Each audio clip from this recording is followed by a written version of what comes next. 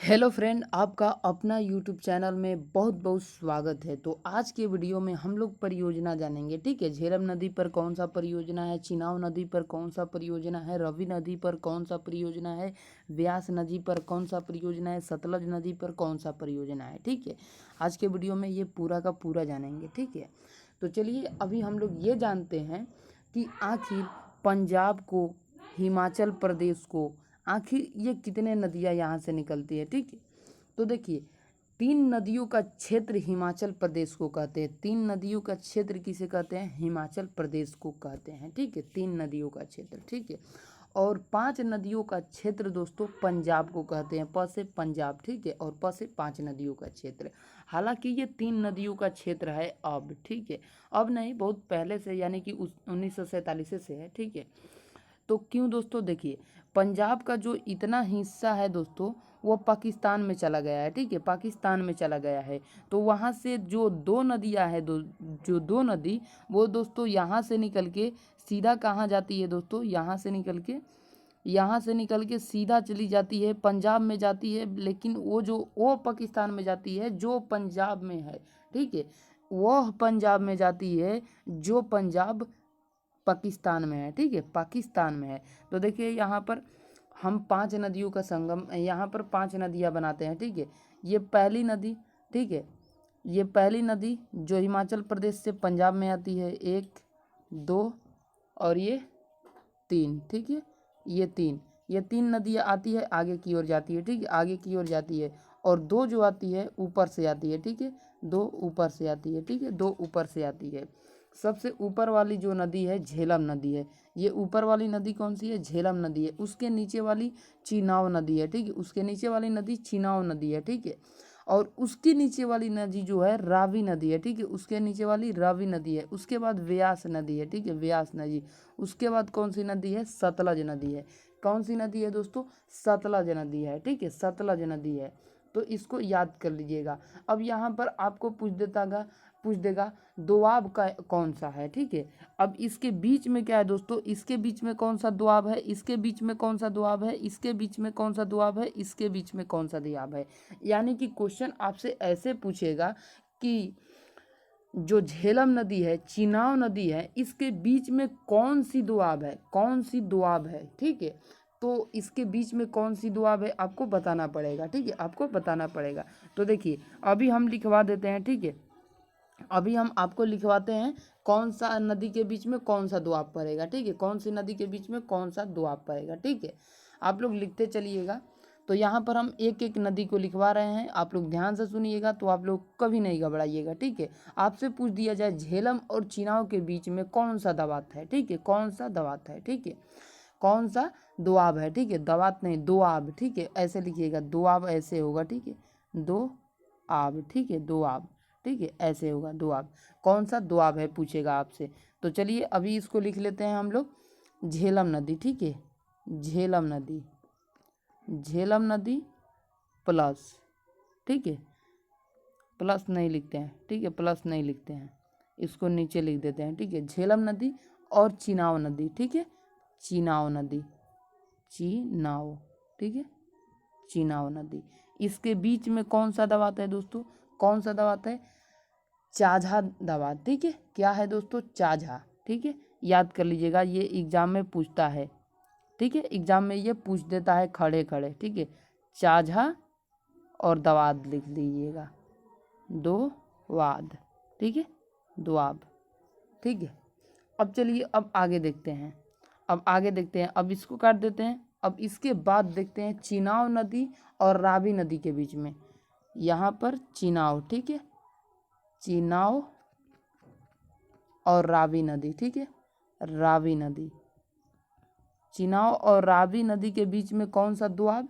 कौन सा दोआब? रचना दोआब। ठीक है, लिख लीजिएगा, रचना, रचना दोआब। ठीक है, रचना दोआब। ठीक है, रचना दोआब। इसको लिखते जाइएगा आप लोग।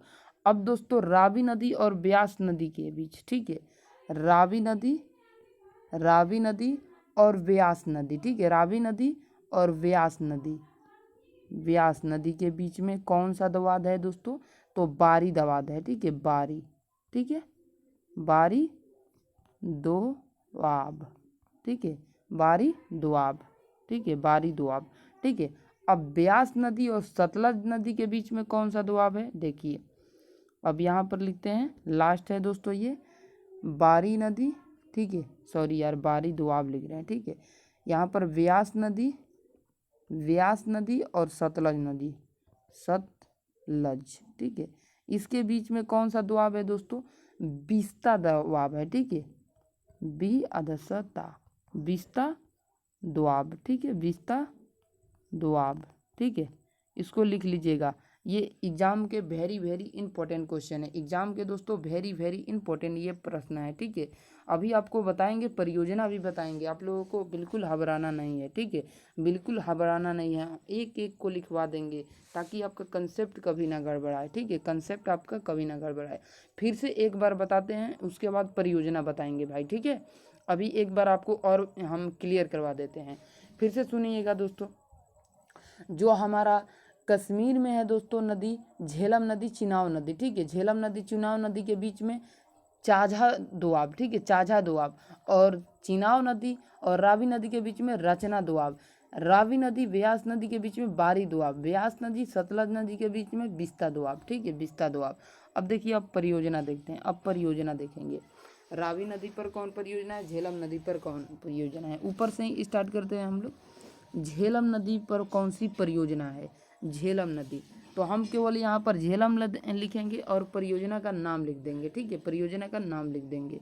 तो यहाँ पर देखिए झेलम, ठीक है, झेलम, झेलम नदी पर कौन सा परियोजना, तुलबुल, ठीक है, कौन सी परियोजना है भाई, तुलबुल, लिख लीजिएगा, तुलबुल परियोजना। झेलम नदी पर कौन सी परियोजना, तुलबुल परियोजना, झेलम नदी पर कौन सी परियोजना, तुलबुल परियोजना। अब आगे देखिए, आगे है चिनाब नदी, ठीक है, आगे कौन सी नदी है, चिनाब नदी, चिनाब, ठीक है, चिनाब नदी पर कौन सी परियोजना, चिनाब नदी पर देखिए कितने परियोजना है, इसको लिख लीजिएगा। एक है सलाला, ठीक है, सलाला, ठीक है, चिनाब नदी पर कौन सी परियोजना, देखिए उसको लिख देते हैं सलाल, सलाल परियोजना। एक है बलिगहार, ठीक है, बलिगहार परियोजना, ठीक है, बलिगहार परियोजना। एक है दुहस्ती परियोजना, दुसहस्ती, ठीक है, इसको भी लिख लीजिएगा, दुसहस्ती परियोजना। एक और परियोजना है जो आपको बाद में हम बताएंगे, अभी ये तीन जो है इम्पोर्टेंट है, ये तीन को याद रख लीजिएगा, ये तीन ही इम्पोर्टेंट है, ठीक है। अब रावी नदी का देखते हैं, ठीक है, अब रावी नदी का देखते हैं, रावी नदी, ठीक है, रावी नदी पर कौन कौन सी परियोजना है, ठीक है। तो रावी नदी पर एक ही परियोजना याद रखिएगा, थीन परियोजना, कौन सी परियोजना, थीन बांध, ठीक है, थीन बांध परियोजना, इसको याद रख लीजिएगा। अब फिर अब ब्यास नदी को देखते हैं, ब्यास नदी पर कौन सी परियोजना है, ब्यास नदी पर कौन सी परियोजना है, पोंग बांध, ठीक है, पोंग बांध परियोजना, पोंग बांध परियोजना, ठीक है, पोंग बांध परियोजना। आगे देखते हैं, आगे सतलज नदी पर, सतलज, ठीक है, सतलज नदी पर कौन सा परियोजना, देखिए इस पर कोकोडेन परियोजना है, ठीक है, कोकोडेन, ठीक है, कोकडेन परियोजना।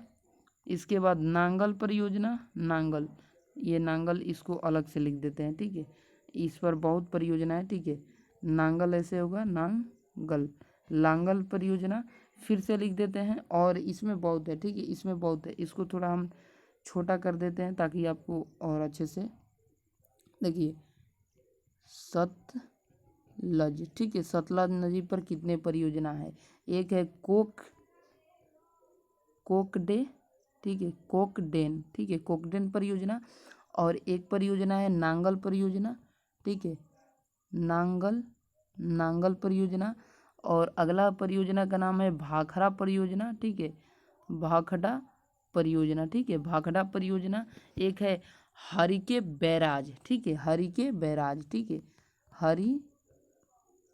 हरिके बैराज, ठीक है, राज, ठीक है, बैराज, ठीक है। हाथ के फिंगर से बना रहे हैं, उसके लिए सॉरी भाई, क्योंकि आपको समझ में आ रहा होगा तो मेरा आवाज़ केवल सुनिएगा। एक और परियोजना है नाथपाझीकारी, ठीक है, नाथपाझीधारी, ठीक है।